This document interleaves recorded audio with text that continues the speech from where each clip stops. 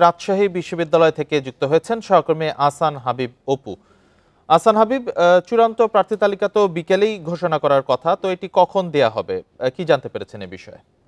চূড়ান্ত প্রার্থী তালিকা আর অল্প কিছুক্ষণ পরেই আসলে প্রকাশ করা হবে।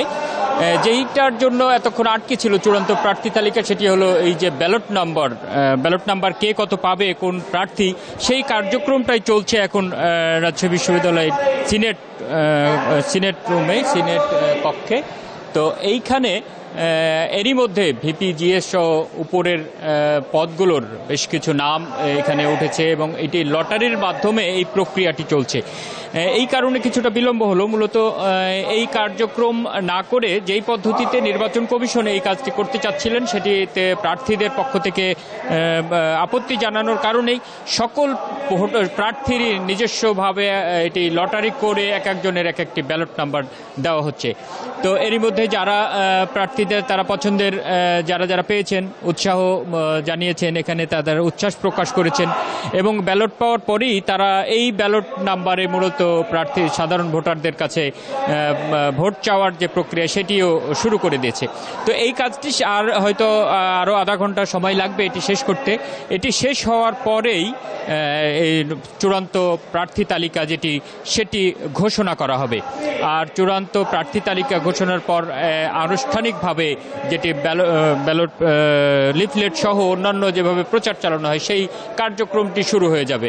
আমরা এখানেই যারা উপস্থিত হয়েছেন সবাই প্রার্থী, মূলত বেশিরভাগই প্রার্থীরা এসেছেন তারা তাদের নাম্বারটি নিতে এবং তারা এখান থেকে বের হয়ে মূলত প্রচারের কাজটি যেটি করবে। তবে প্রচার যে আনুষ্ঠানিক প্রচার শুরু না হলেও আমরা আজকে সারাদিনই দেখছি প্রচার নানাভাবেই যেভাবে প্রার্থীদের ভোটারদের কাছে যাওয়ার সেটি কিন্তু যাচ্ছে। তারা তাদের শুভেচ্ছা বিনিময় করছে, কুশল বিনিময় করছে এবং তার দোয়া প্রার্থনা করছে, এটি আমরা দেখতে পাচ্ছি।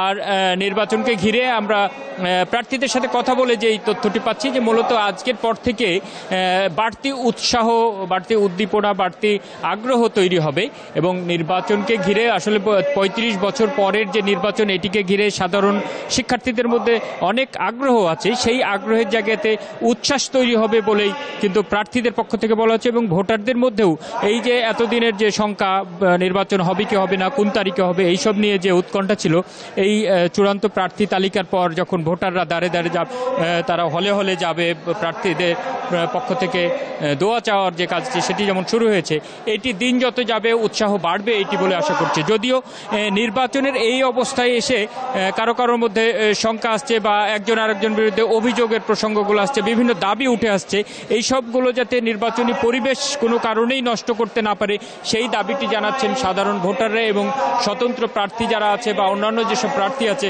তাদের পক্ষ থেকে এই দাবিটি জানানো হচ্ছে যে নির্বাচন কমিশন যাতে সবকিছু সুষ্ঠুভাবে একটি নির্বাচন উপহার দিতে তারা যে প্রতিশ্রুতি দিয়েছে সেই কাজটি যাতে তারা শেষ পর্যন্ত শান্তিপূর্ণভাবে করতে পারে সেটি সাধারণ শিক্ষার্থীদেরও দাবি।